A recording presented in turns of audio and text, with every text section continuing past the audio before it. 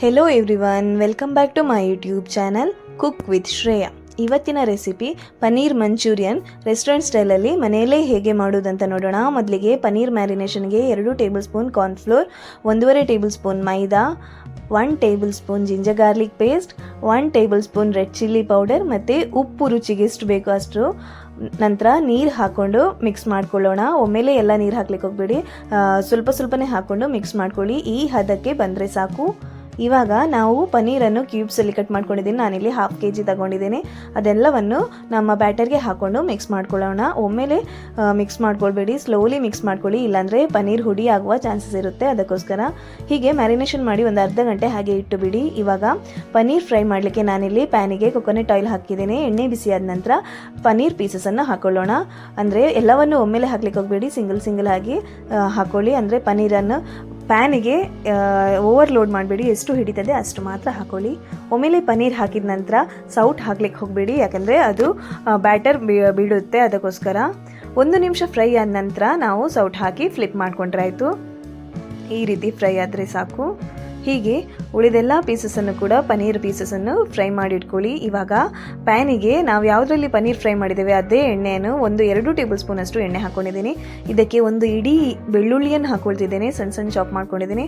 ಇದ್ರ ಜೊತೆನೇ 2 ಹಸಿಮೆಣಸಿನಕಾಯಿ ಮತ್ತು 1 ಟೇಬಲ್ ಸ್ಪೂನ್ ಜಿಂಜರ್ ಹಾಕಿದ್ದೇನೆ, ಸಣ್ಣನೇ ಚಾಪ್ ಮಾಡಿದ್ದು. ನಂತರ 1 ಇಡೀ ಈರುಳ್ಳಿಯನ್ನು ಕ್ಯೂಬ್ಸ್ ರೀತಿಯಲ್ಲಿ ಕಟ್ ಮಾಡ್ಕೊಂಡಿದ್ದೇನೆ.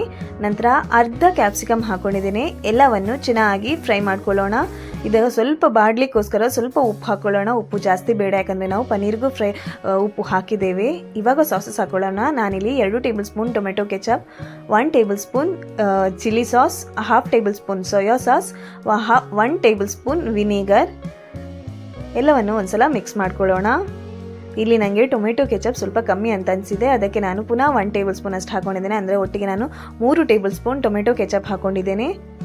ಎಲ್ಲವನ್ನು ಮಿಕ್ಸ್ ಮಾಡ್ಕೊಳ್ಳೋಣ. ಇವಾಗ ಕಾರ್ನ್ಫ್ಲೋರ್ ಸ್ಲರಿ ಹಾಕೊಳ್ಳೋದು. ಅಂದರೆ 1 ಟೇಬಲ್ ಸ್ಪೂನ್ ಕಾರ್ನ್ಫ್ಲೋರ್ ಇಟ್ಕೊಂಡಿದ್ದೇನೆ, ಅದಕ್ಕೆ 1/4 ಗ್ಲಾಸ್ನಷ್ಟು ನೀರು ಹಾಕ್ಕೊಂಡಿದ್ದೇನೆ. ಎಲ್ಲವನ್ನು ಕರೆಕ್ಟಾಗಿ ಮಿಕ್ಸ್ ಮಾಡ್ಕೊಂಡು ಇವಾಗ ದಪ್ಪ ಬಂದಿದೆ, ಅದಕ್ಕೋಸ್ಕರ ಸ್ವಲ್ಪ ನೀರು ಹಾಕ್ಕೊಂಡು ಅದರ ಹದವನ್ನು ಕರೆಕ್ಟಾಗಿ ನೋಡ್ಕೊಂಡ್ರೆ ಆಯಿತು. ಈ ಹದಕ್ಕೆ ಬಂದರೆ ಸಾಕು. ಇವಾಗ 1 ಟೀ ಸ್ಪೂನ್ ಬ್ಲ್ಯಾಕ್ ಪೆಪ್ಪರ್ ಮತ್ತು 1 tea spoon red chilli powder, ಖಾರ ಕಮ್ಮಿ ಬೇಕಿದ್ರೆ ಕಮ್ಮಿ ಹಾಕೊಳ್ಳಿ. ಎಲ್ಲವನ್ನು ಕರೆಕ್ಟಾಗಿ ಮಿಕ್ಸ್ ಮಾಡ್ಕೊಳ್ಳೋಣ. ಇವಾಗ ಆಲ್ಮೋಸ್ಟ್ ಎಲ್ಲನೂ ಕರೆಕ್ಟಾಗಿ ಬಾಯ್ಲ್ ಆಗಿದೆ. ಇವಾಗ ನಾವೇನು ಫ್ರೈ ಮಾಡಿಟ್ಕೊಂಡಿರುವ ಪನ್ನೀರ್ ಪೀಸಸ್ ಇದೆ ಅದನ್ನು ಹಾಕ್ಕೊಂಡು ಮಿಕ್ಸ್ ಮಾಡಿಕೊಂಡ್ರೆ ಆಯಿತು. ಯಾರೆಲ್ಲ ಸಬ್ಸ್ಕ್ರೈಬ್ ಮಾಡದೆ ವಿಡಿಯೋ ನೋಡ್ತಿದ್ದೀರಾ, ಪ್ಲೀಸ್ ಸಬ್ಸ್ಕ್ರೈಬ್ ಮಾಡಿ ವಿಡಿಯೋ ನೋಡಿ, ಹಾಗೆ ಸಪೋರ್ಟ್ ಮಾಡಿ. ನಾನು ಅನಾಲಿಟಿಕ್ಸ್ ನೋಡುವಾಗ ನನ್ನದರಲ್ಲಿ 70% ಜನರು ಸಬ್ಸ್ಕ್ರೈಬ್ ಮಾಡದೇ ವಿಡಿಯೋ ನೋಡ್ತಿದ್ದೀರಾ. ಪ್ಲೀಸ್ ಸಬ್ಸ್ಕ್ರೈಬ್ ಮಾಡಿ ವಿಡಿಯೋ ನೋಡಿ, ಸಪೋರ್ಟ್ ಮಾಡಿ. ಇವಾಗ ಪನ್ನೀರ್ ಎಲ್ಲವೂ ಸಾಸ್ ಜೊತೆ ಕರೆಕ್ಟಾಗಿ ಕೋಟಿಂಗ್ ಆಗಲಿ. ಆಲ್ಮೋಸ್ಟ್ ನಮ್ಮದು ಪನ್ನೀರ್ ಮಂಚೂರಿಯನ್ ರೆಡಿ ಆಗಿದೆ. ಇವಾಗ 1/2 ನಿಂಬೆ ಕಟ್ ಮಾಡಿಟ್ಕೊಂಡಿದ್ದೇನೆ, ಅದನ್ನು ಸ್ಕ್ವೀಸ್ ಮಾಡ್ಕೊಳ್ಳೋಣ. ಲಿಂಬೆ ರಸ ಹಾಕೊಳ್ಳೋಣ. 1/2 ಲಿಂಬೆ ರಸ ಹಾಕ್ಕೊಂಡಿದ್ದೇನೆ ನಾನಿಲ್ಲಿ.